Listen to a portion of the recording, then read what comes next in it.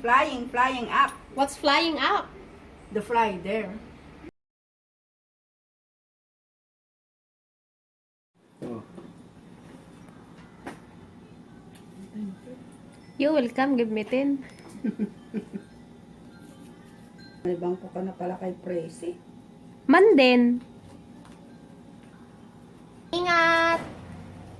Mindoro, they say Mandin. Mandin instead of oo nga. They say Parini. They say Parini. Parini instead of Halika rito. Parini. You will hear Hayai. Hayai or Bayai instead of Hayaan. Halimbawa, here is playing in the living room.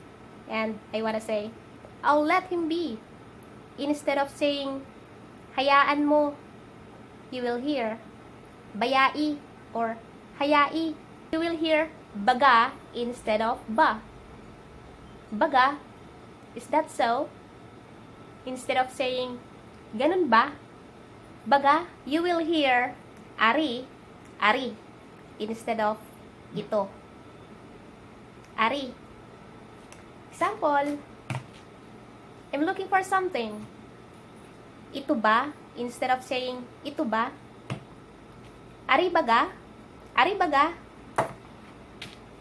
This, you will hear tigni being used instead of tignan. Example, instead of saying, tignan mo to, or look at this. Tigni ari. Tigni ari. While we often say, halika rito or halika dito, tignan mo to, you will hear, Parini, Parini, tigni ari. You want more come out? We're doing something. Yeah, say hi. You will hear tikmi, tikmi instead of tikman. You know, if you wanna say, if you wanna tell someone to try it, no, or taste it, instead of saying, no, I'm not talking. I'm not gonna talk to Hiro. Tita is doing something. You wanna say hi? Say hi. Come on, say hi. Come on. Hiro.